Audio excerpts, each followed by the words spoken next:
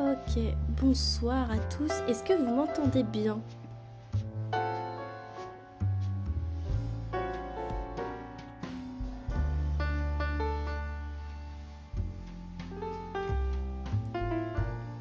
Là, j'aurais besoin de vous.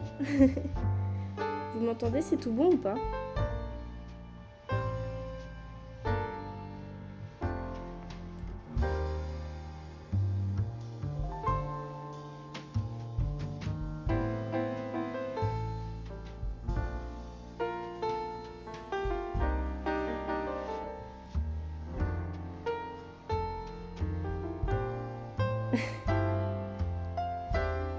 Ok, est-ce que Didi, tu m'entends ou pas?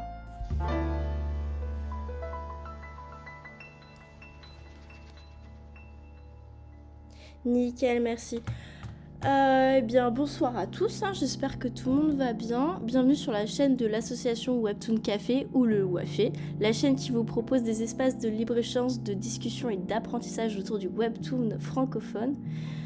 Donc on se retrouve ce soir pour un live d'introduction à l'anatomie, tout comprendre sur les proportions et le corps humain. Ce live va être en plusieurs parties parce que l'anatomie, faut pas se mentir, c'est un sujet hyper intéressant mais hyper vaste et j'ai pas envie que vous vomissiez en fait de l'anatomie ce soir. Salut Dream. Qu'est-ce que je vais vous proposer en soi dans ces différentes parties? Je vais vous proposer dans un premier temps les proportions humaines en dessin, le squelette humain, les muscles du membre supérieur et puis du membre inférieur. Là ce soir on va plutôt se pencher sur les proportions humaines en dessin et on va s'arrêter avec le squelette humain. Et dans un prochain live on fera les muscles du membre supérieur. Et éventuellement, si la partie est un peu trop indigeste, on fera un troisième live sur les muscles du membre inférieur. Je rajoute aussi que c'est un live vraiment d'introduction au live mensuel que va faire Poison sur l'Anatomia Robusta qui va bientôt arriver. Je ne spoil pas, mais ça va être super intéressant. Mais elle, ce qu'elle va faire, ça va plutôt être du niveau intermédiaire, voire professionnel. Donc moi là je fais vraiment un petit récap pour ceux qui ont besoin. Salut Kaki. Donc les proportions humaines en dessin. Déjà je vais faire un petit point culture G. Je sais pas si vous connaissez le mot le canon. Le canon c'est vraiment un terme en histoire de l'art où c'est la représentation des proportions idéales du corps humain. Ça varie en fonction des artistes, de l'époque, des modèles. Enfin, si je prends l'exemple du canon égyptien, ok, c'est un peu particulier parce que forcément c'est pas réaliste, mais c'est vraiment fait. Tout est réfléchi dans la manière d'être fait. On remarque bien que, on peut. Ah ouais, on voit ma petite souris, nickel. En fait, c'est découpé en plusieurs quarts. Et donc tout est réfléchi pour représenter les proportions humaines. Le canon, le premier à avoir été réaliste, entre guillemets, et qui est encore travaillé aujourd'hui, c'est le canon grec, celui de l'artiste Polyclète, avec sa statue, le Doryphore. Je sais pas si vous savez aussi... Ah, pardon, je vais essayer de baisser la musique alors. Hop, attention. Je peux pas la baisser plus en fait, c'est ça le problème. Est-ce que c'est bon pour vous ou toujours pas?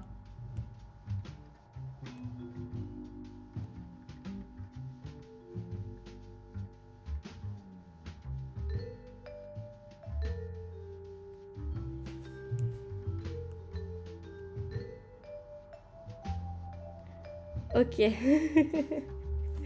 Bon. Désolée pour la musique. Petit problème technique. Nickel. Du coup, pour en revenir à mon Doryphore, je sais pas si vous avez remarqué, mais il a les hanches légèrement décalées. C'est un truc hyper connu en histoire de l'art et même dans le monde de l'art. Ça s'appelle le contrapposto.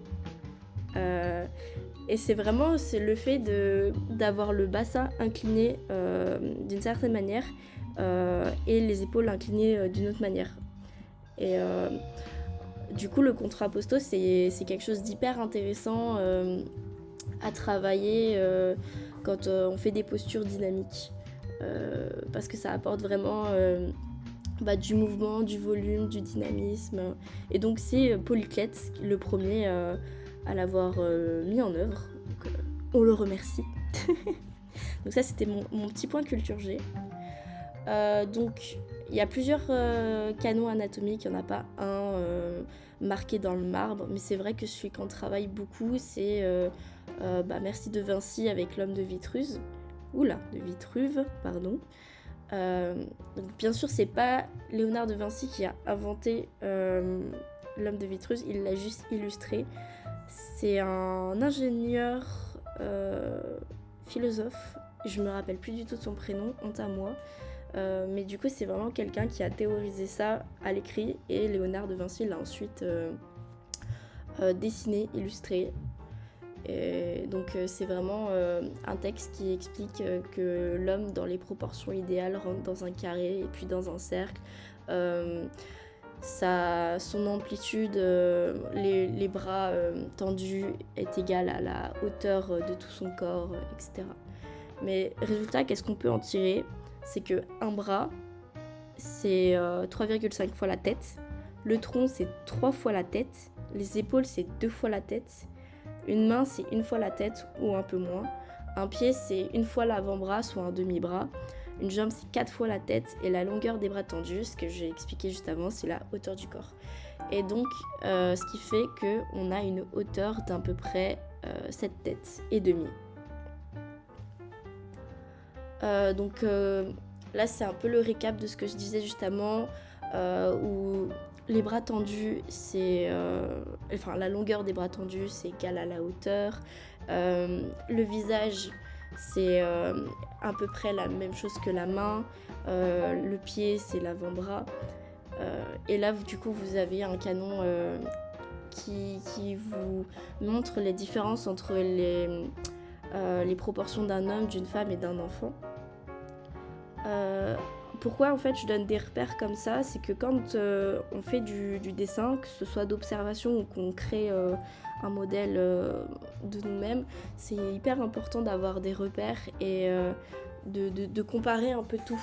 Enfin, ça je vais y revenir, mais en gros, plus on a de repères, de moyens mimotechniques, et plus on va réussir à avoir un dessin juste. Pour en revenir là justement au canon différence homme, femme, enfant, on remarque que la femme, ses épaules, elles sont plus fines que celles d'un homme. Un homme, ça va vraiment avoir... les épaules, ça va faire 3 têtes, entre guillemets. Enfin, une épaule, une tête, ensuite il y a la tête et ensuite une autre tête. Alors que la femme, ça va être plus resserré, tandis que son bassin va être plus large. Et c'est limite si elle va avoir un bassin un peu plus... qui fait quasiment la taille de ses épaules, contrairement à l'homme, et ça d'ailleurs on va le voir parce qu'il y a une raison anatomique à ça, tandis que l'enfant en fait, lui son corps ça va faire, on va dire qu'un enfant il a une grosse tête quand il est petit, logique, et plus il va grandir, sa tête elle va pas bouger mais son corps il va devenir beaucoup plus grand, normal, la croissance, tout ça. Ce qui fait que, comme on peut le voir, pour un enfant de 2 ans, la hauteur du corps est égale à 4 fois la hauteur de sa tête. Pour un enfant de 6 ans, la hauteur du corps est égale à 6 fois la hauteur de sa tête. Et pour un enfant de 12 ans, c'est 7 fois. Et pareil, du coup, on peut voir vraiment la différence et l'évolution de la croissance et que c'est quand même assez important d'en tenir compte. Donc là, je vous propose différents types de canons. Le plus connu à 7 têtes et demie, 8 têtes, 9 têtes.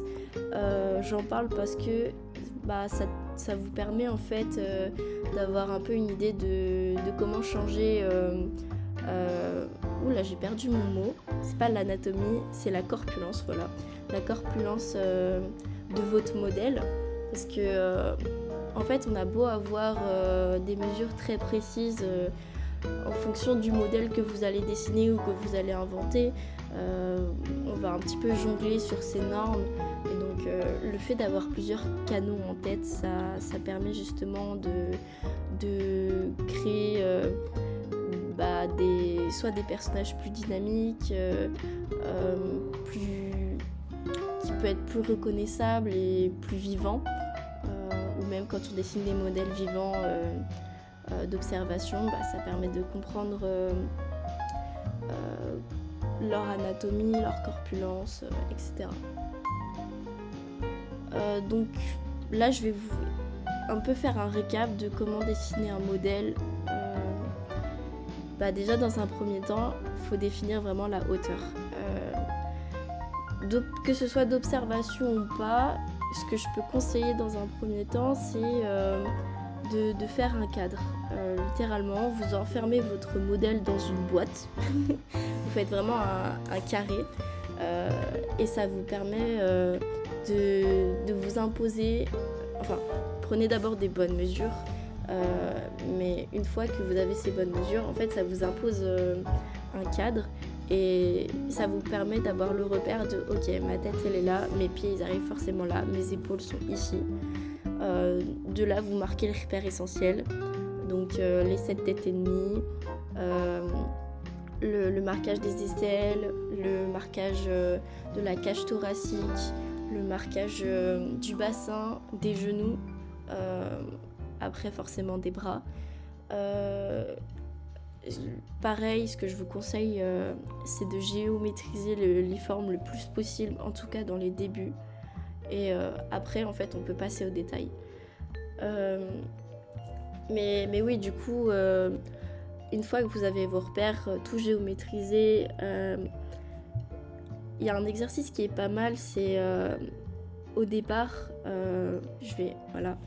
Donc là, par exemple, ce qu'on peut voir, c'est on peut commencer par des traits où on marque juste les articulations, ensuite commencer par des formes un petit peu plus poussées pour ensuite détailler et aller dans les détails.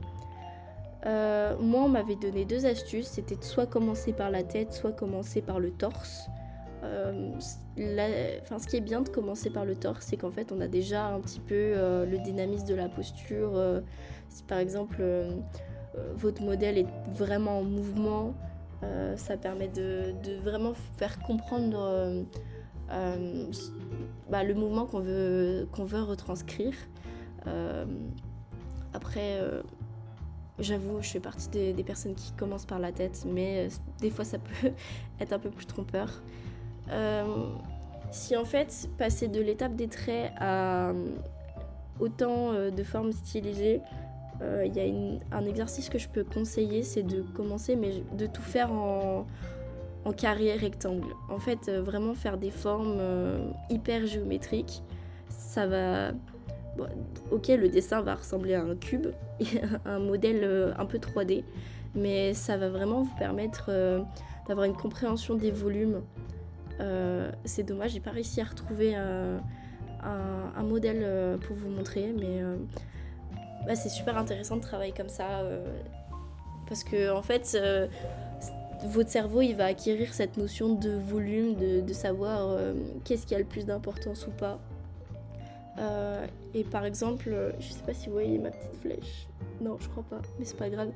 En gros, quand vous travaillez justement avec les carrés ou quoi, faire ressortir la perspective, où vous faites vraiment des carrés en perspective, c'est-à-dire que à partir du tronc, donc au-dessus du bassin, vous allez voir tous les carrés, vous allez voir en dessous du carré, alors que en dessous du tronc, vous allez voir toute la partie supérieure du carré. Et déjà de 1, ça vous donne une notion de perspective, et de 2, je le répète, mais vous retravaillez les volumes du corps, vous comprenez qu'est-ce qui est plus épais, qu'est-ce qui prend plus de place, où se place où. Pour ensuite, ce qu'on va faire après, c'est-à-dire travailler vraiment les muscles. L'autre truc hyper intéressant quand vous travaillez le modèle, surtout l'anatomie, c'est les écorchés. Ça fait peur, c'est très très dur. Je conseille pas d'en faire un en entier en one shot. Mais déjà, qu'est-ce que c'est un escorché ?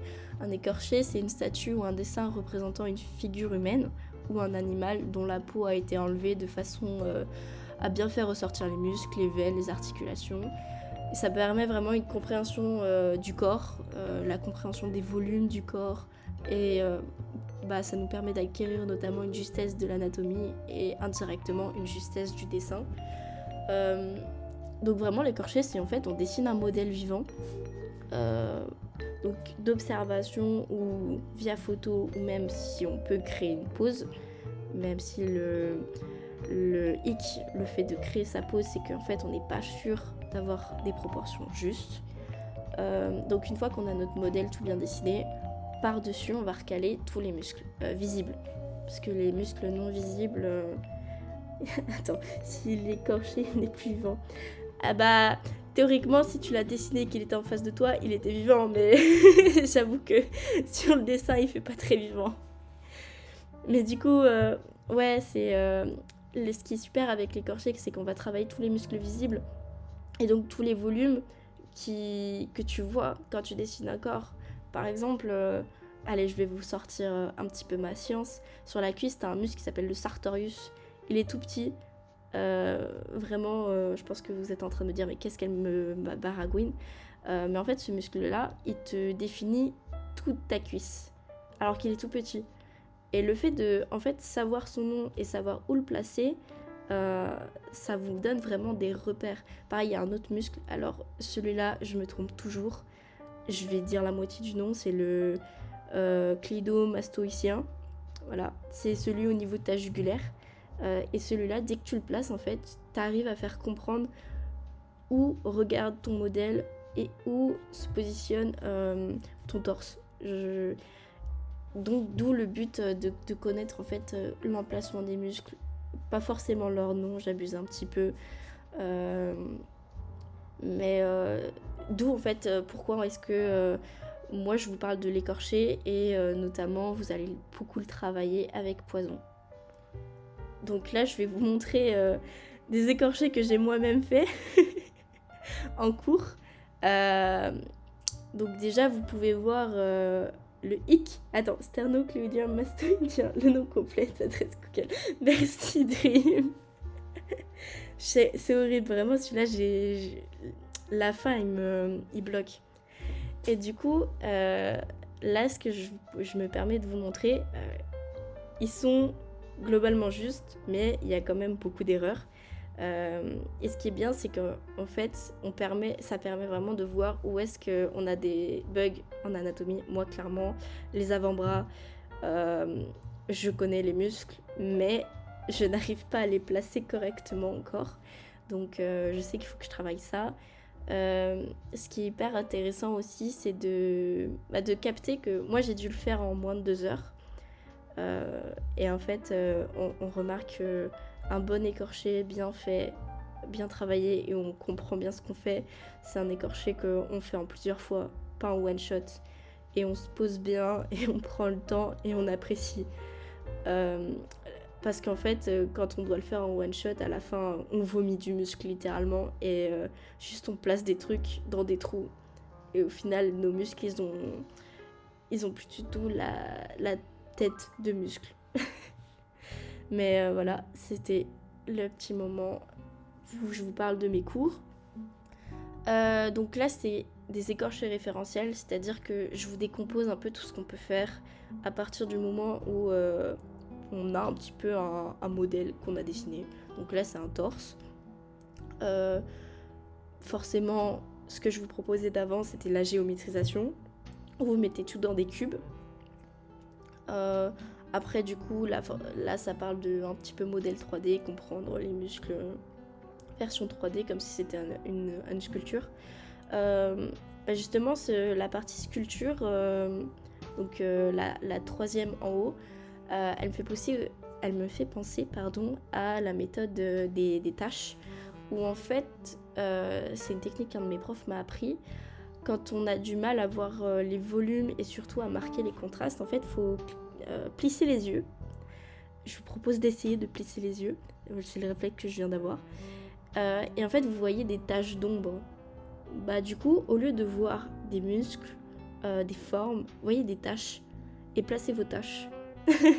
Merci Dim de plisser. Et en fait, vraiment observez bien, voyez que les taches et ensuite placez tout en se disant ceci est une tache. Et mine de rien, avec cette technique, on peut faire des trucs incroyables. Et c'est comme ça qu'en fait, on peut apprendre à placer les contrastes, les ombres, les lumières, etc. Et comment savoir si votre dessin est bien contrasté? Je donne l'astuce, c'est tu plisses les yeux. À partir du moment où tu vois direct les ombres et les lumières, c'est que tu as réussi tes contrastes.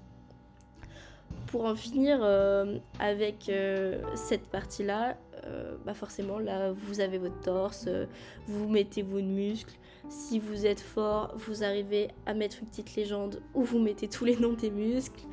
J'avoue, même moi, je le fais pas. Et pareil, ce qui peut être intéressant, c'est aussi d'essayer de caler le squelette. Parce que ça vous permet de vraiment travailler votre anatomie et d'avoir 20 sur 20 à mon cours. Je rigole.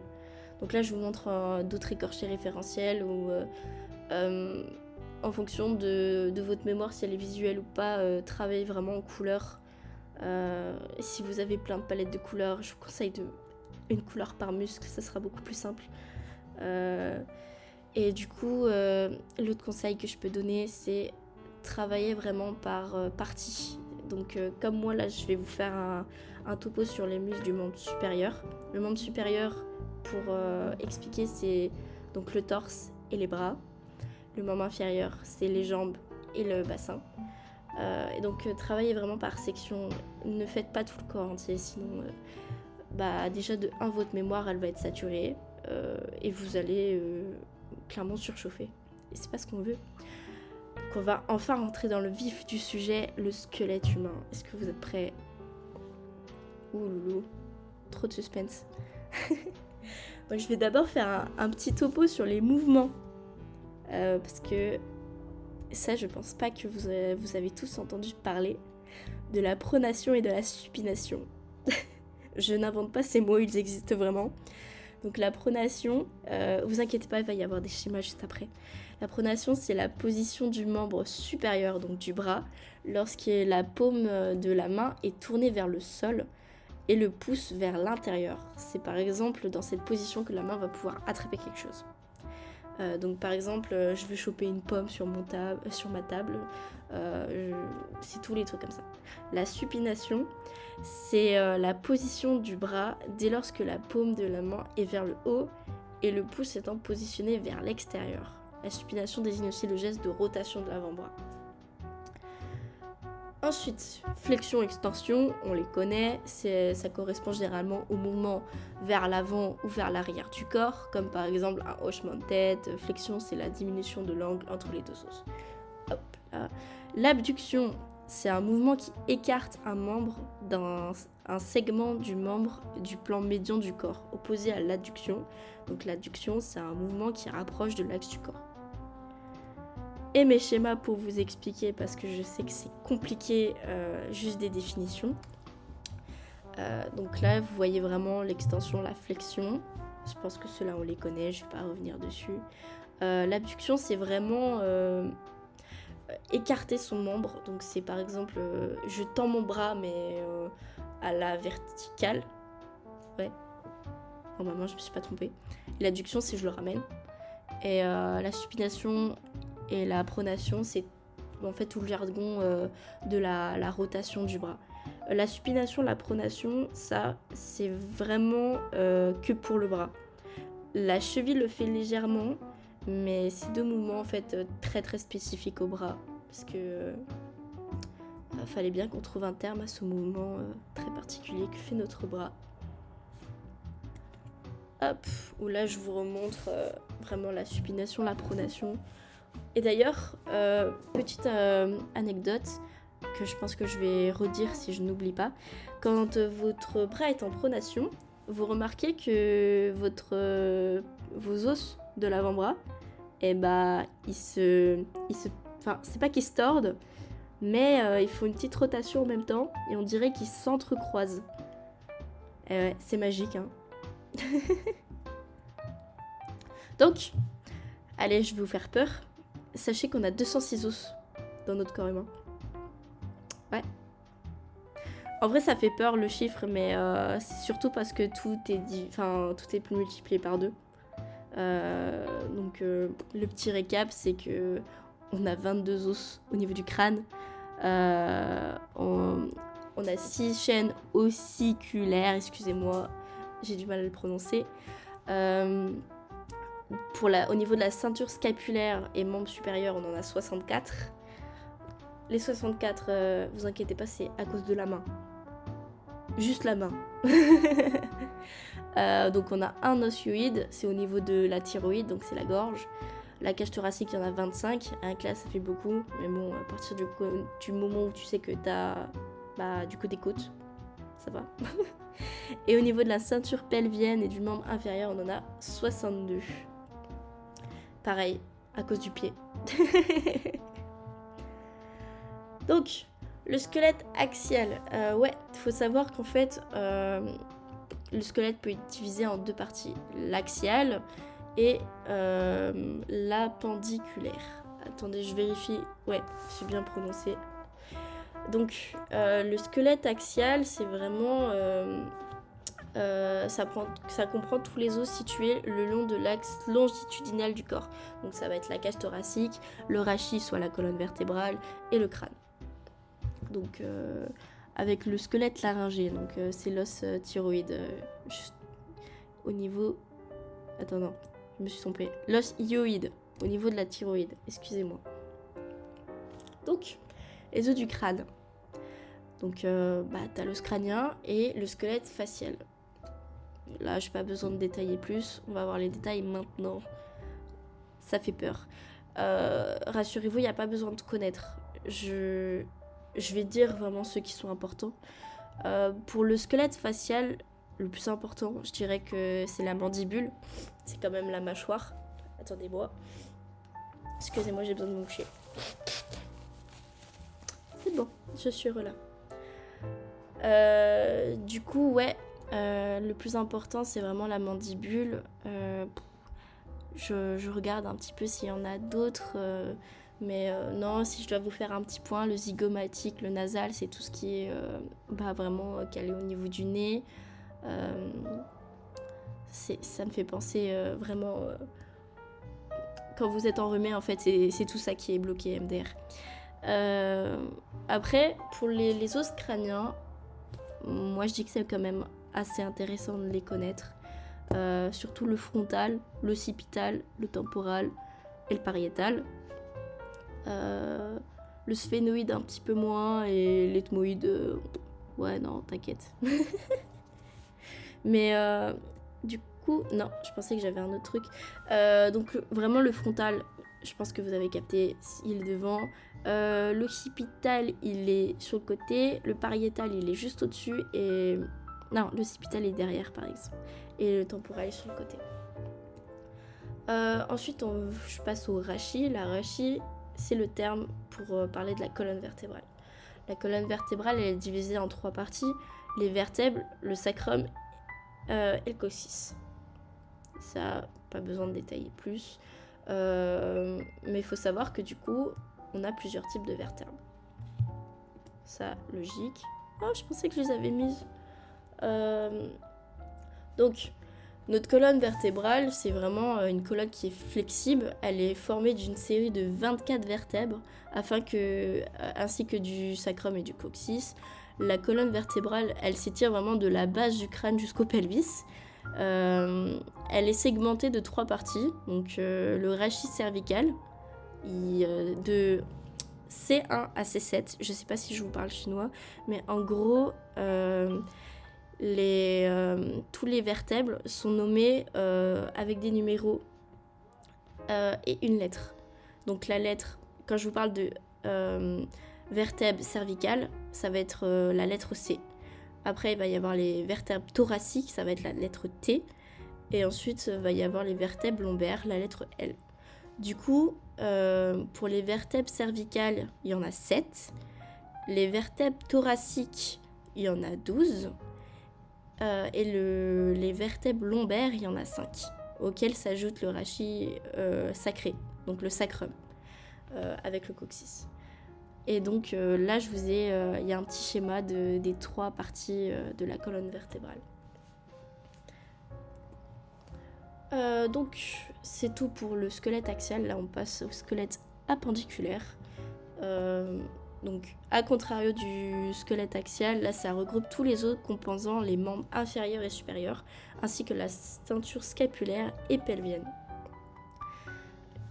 Je parle beaucoup de ceinture scapulaire. Je sais pas si vous savez ce que c'est. La ceinture scapulaire, déjà, la scapula, c'est le nouveau nom de l'omoplate. Ouais, parce qu'il faut savoir que c'était il y a 20 ans, mais le nom de certains os et règles de muscles ont changé pour que en fait, les noms deviennent universels. Parce que les Français, on est un peu lents à la détente, du coup, il y en a encore beaucoup de nos jours qui ne savent pas les nouveaux noms. Donc, je vais vous faire des petits récaps. Donc, la scapula, c'est l'omoplate. Ceinture scapulaire, c'est tous les os, j'allais dire muscles, excusez-moi, tous les os en fait au niveau de l'omoplate et de tout ce qu'il y a en fait à cette zone-là. Hop. Donc, la ceinture scapulaire, c'est du coup, excusez-moi, je me perds dans ma phrase, c'est ouf. Ouais.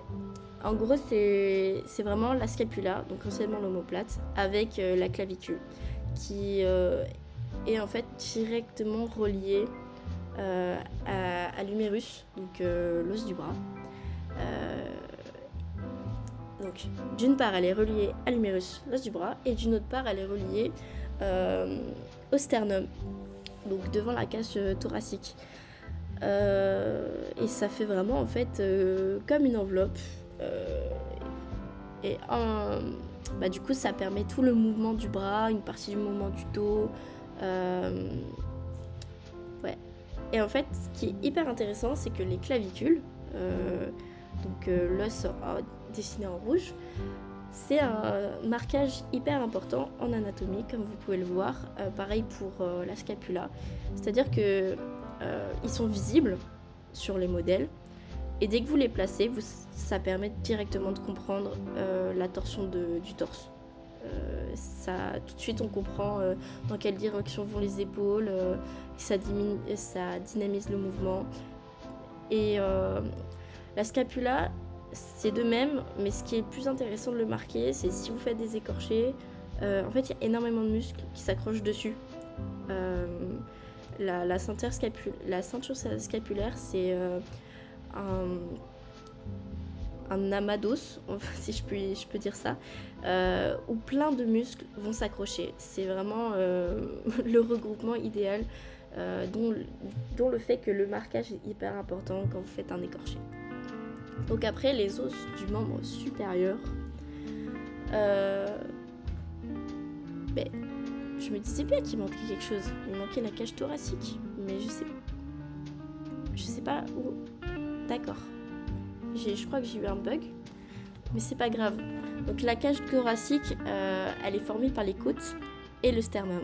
Ça protège du coup les organes internes et ça offre vraiment un site de fixation aux muscles impliqués dans la respiration et les mouvements des membres supérieurs, logique. Donc le sternum est composé du manubrium,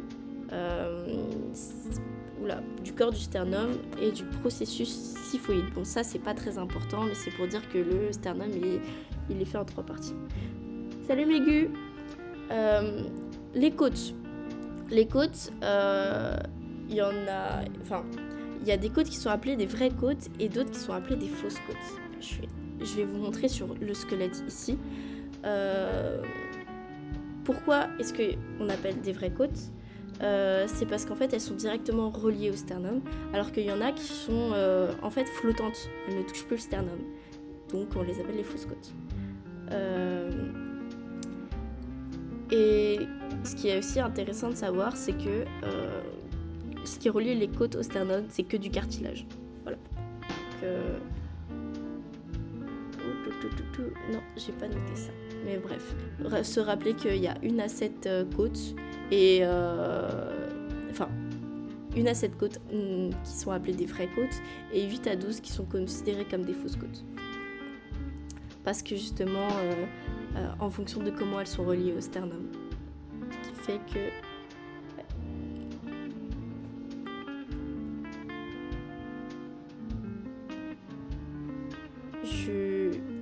J'ai refait tout un récap sur ça, je crois que je me suis perdue, mais c'est pas grave.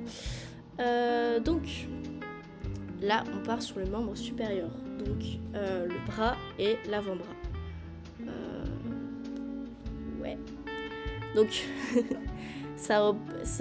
tout ça, ça regroupe les os du bras, l'humérus, et de l'avant-bras, le radius et l'ulna, du poignet et de la main. Le seul os du bras est l'humérus, qui s'articule avec l'os de l'avant-bras, le radius et l'ulna, au niveau du coude. L'ulna est le plus grand des 2 os de l'avant. Ouais. Radius et ulna, que je me rappelle bien.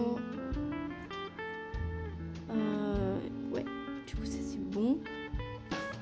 Je sais pas si... Ouais, nickel. Donc, ensuite on va parler des os du poignet et de la main. Là, on va bien rigoler parce qu'il y en a beaucoup. Non, en vrai, il y a une partie qui est simple et une autre partie qui est un peu moins simple. La main comme le pied, ça va être composé d'un carpe, d'un métacarpe et de phalanges. Donc, la carpe est composée de 8 os carpiens. Les 8 os du poignets sont les suivants: la scaphoïde, le lunatum, le triquetrum, le pisiforme, le trapézoïde, le trapèze et le capitatum, et le dernier, l'amatum. Donc ils sont tous écrits si vous avez envie de les connaître. J'avoue que il n'y a pas de cubitus. Non, le cubitus c'est l'ulna. C'est le nouveau nom de l'ulna. Ouais, je sais. C'est compliqué les nouveaux termes. Ouais, t'as vu, les noms ils sont chauds. Hein. Ah là là. D'ailleurs, ce que je voulais redire, c'est ça où j'ai bégayé. Petit repère pour savoir lequel est lequel. Le radius, c'est vraiment celui au niveau du pouce. En fait, prenez votre bras, regardez où est votre pouce. Le premier os, ça va être le radius. Le deuxième, c'est l'ulna. L'autre repère, c'est que du coup, le radius au niveau du pouce a une grosse tête, si on peut appeler ça. Et ensuite, je connais 2 os et l'un n'est plus à jour. Ouais, c'est ça. Et non mais t'inquiète, même au niveau du tibia, tu vas comprendre. Du coup, je me disais, pour le radius, il a une grosse tête au niveau du pouce et ensuite il diminue et il a une petite tête. Et l'ulna, c'est l'inverse. Il a une énorme tête au niveau du coude et après il rétrécit. Et du coup, l'ulna, c'est le côté du petit doigt, radius, c'est le côté du pouce. Voilà. Donc pour la main, j'ai fait le récap de tous les muscles du poignet. Pour le reste, en fait, c'est assez simple. C'est que des os qu'on appelle le métacarpe. Et après, c'est en fait la main regroupe les 8 os du poignet. Voilà ce que je vous ai expliqué. Les 5 os constituant la paume, donc le métatarse. Et les 14 os formant les doigts et le pouce, les phalanges. Les os du poignet portent le nom d'os carpiens. Les os formant la paume de la main sont appelés métacarpiens, ça je le répète. Et les phalanges, en fait c'est le bout des doigts quoi. Donc pour la main, c'est tout bon pour moi. On va ensuite passer les os du pelvis, donc le bassin. Donc la ceinture pelvienne, c'est un anneau osseux rattaché à la colonne vertébrale, littéralement. Elle relie les os des membres inférieurs au squelette axial. Chaque os coxal est constitué d'un grand ensemble aplati et de forme irrégulière de 3 os soudés. L'ilium, l'ischium et le pubis. Voilà. Ce qui est aussi intéressant de remarquer, c'est que le pelvis féminin et le pelvis masculin mettent en évidence des différences. Il y a le bord, par exemple, du pelvis féminin, il est beaucoup plus large et évasé, ce qui fait que les hanches sont plus importantes chez la femme, contrairement à l'homme. Et en fait, tout ça, c'est vraiment mis en avant, notamment parce que c'est lié au processus de procréation chez la femme, quoi. Le truc très très intéressant et agréable.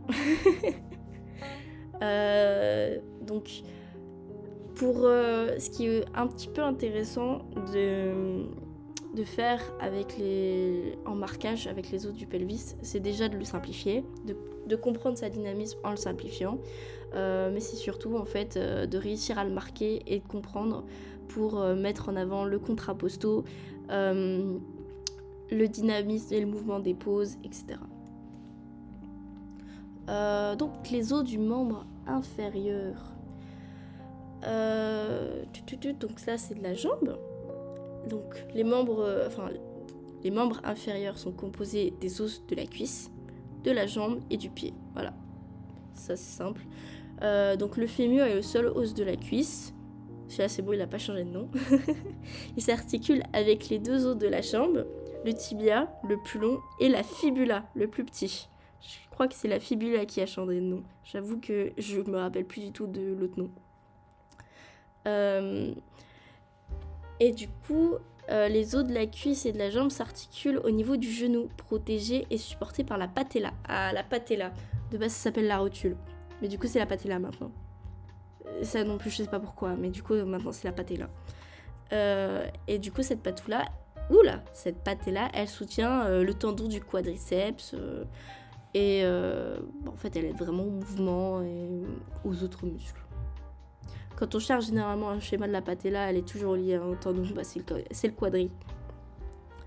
Et du coup, les os du pied, là, c'est un peu pareil que la main, sauf qu'au lieu de dire la carpe, c'est la tarse. Donc ça recoupe la tarse, le métatarse et phalange. Même principe. Hop. Du coup, les os de la cheville. La cheville ou la tarse est composée de 7 os tarsiens. Ah ça va, il y en a moins. C'est le calcaneus, le talus, le cuboïde, le naviculaire, et les 3 cunéiformes. Et après, pareil, phalange, il n'y a pas de nom, c'est phalange 1, 2, 3. Fibula, c'est péroné, dans l'ancien terme. Voilà, je me disais bien il avait été renommé. La rotule, le seul que je connais, a changé de nom. Tristesse et désarroi. Ah bah ouais. Hein. Mais les muscles, c'est pareil. Et du coup, je crois qu'on en a fini pour tout ce qui est muscles. Tout ce qui est os. Je crois que j'ai trop envie de passer aux muscles, mais ce sera pas pour ce soir. Bonsoir, ça fait 20 ans que je fais de la BD, je ne connais rien en anatomie, je suis impressionnée par le taf. Bah écoute, merci beaucoup. Je suis passionnée en anatomie. Allez, pour la petite anecdote, j'ai malheureusement, entre guillemets, fait une année d'études d'infirmière. Donc je me suis tapé des cours de médecine et pas mal d'éval dessus. Donc ce qui fait que j'ai la théorie et la pratique dessus, littéralement. Ça m'a énormément aidé en dessin. J'avoue qu'en fait, je suis passionnée par le corps humain. Et je suis hyper contente de pouvoir partager ça avec vous parce que vraiment c'est un sujet incroyablement intéressant mais hyper compliqué, donc vraiment j'apprécie énormément pouvoir vous partager ça de manière chill. Donc là je vous propose de passer un peu à des questions-réponses si vous voulez, parce que on va pas passer du tout sur les muscles, vraiment ça fera trop. Donc si vous avez des questions, n'hésitez pas. Il y a des zones du corps que vous avez pas trop bien compris, des repères que vous avez besoin.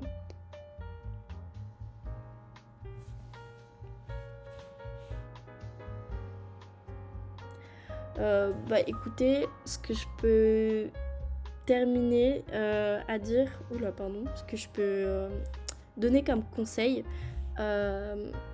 c'est prenez des livres, vraiment lisez beaucoup de livres, allez sur beaucoup de sites, comparez toutes vos recherches et faites-vous une bibliothèque visuelle. Par exemple, Poison, elle m'a dit qu'elle avait fait tout un truc sur Pinterest. Soit c'est vous qui le dessinez. Moi, je sais que je suis quelqu'un avec une mémoire photographique, donc j'ai besoin de dessiner. Donc, quand j'ai pas le temps, je décalque. Et ce qui fait que je me fais tout un livre où j'ai plein de visuels, où j'ai le nom des muscles, où j'explique leur fonctionnement, comment en fait ils se positionnent, quelles sont leurs fonctions. Parce que ça, on va beaucoup le voir. Enfin, peut-être, moi, on va surtout voir les noms. Je sais que Poison, elle va énormément faire travailler la forme du muscle et en fait ce qui permet. Donc, tu as des... pour les livres, j'ai Morpho. Morpho qui est vraiment pas mal. Beaucoup d'artistes ne jurent que par ce livre. Ouais, des livres de synthèse. En fait, ce qui est bien avec Morpho, c'est qu'il y a un gros tome où il fait la synthèse de tout, et après, il fait des petits tomes plus élaborés. Donc, par exemple, où il pousse un peu plus loin sur le squelette, où il pousse un peu plus loin sur les muscles de manière les bodybuildés, quoi. Où moi, je sais que j'ai celui sur les mains et les pieds. J'ai celui sur la graisse, qui est très intéressant parce que mine de rien, je trouve qu'on travaille pas assez ça. Un lien, attends, je vais essayer de te trouver ça. Alors.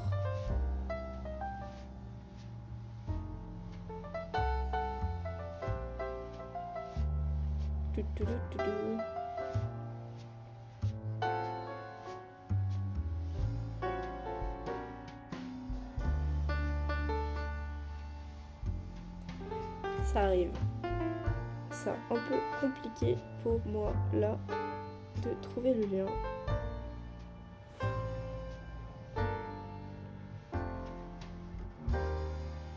Alors.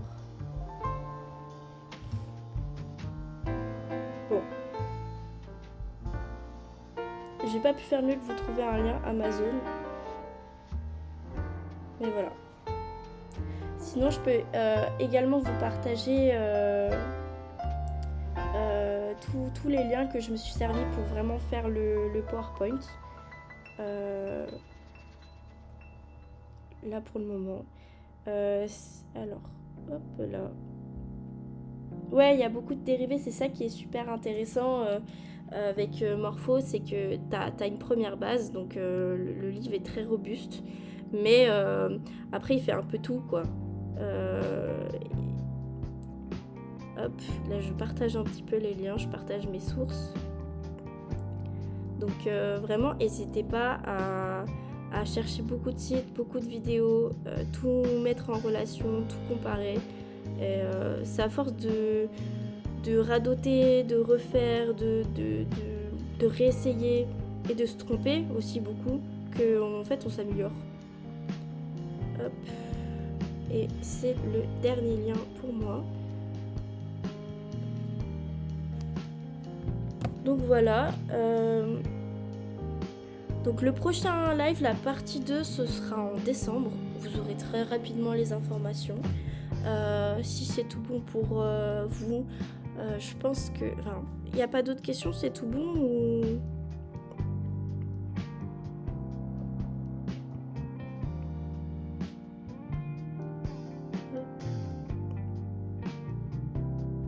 Bah écoutez, moi sur ce, je vous remercie d'avoir été là avec moi ce soir. Alors, je vais juste faire ceci.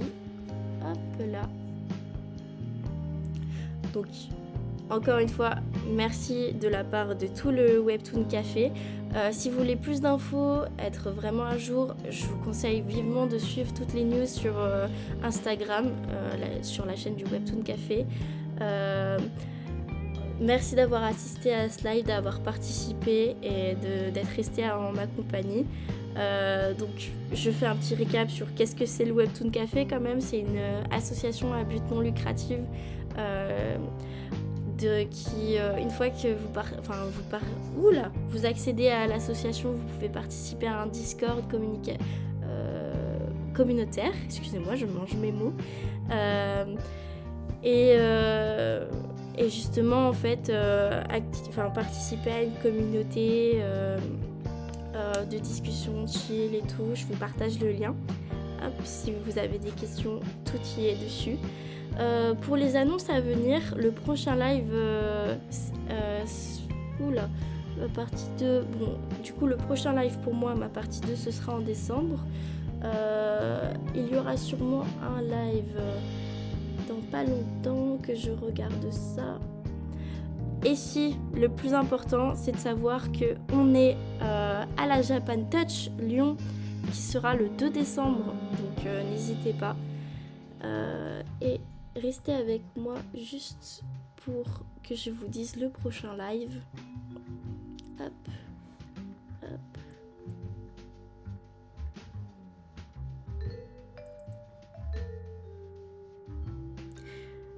Merci Dream, merci, parce que le temps que je trouve le truc. Donc le prochain live, c'est un live création de strip avec Nomade. Bref, sur ce, passez une très bonne soirée. Merci à vous tous et des bisous.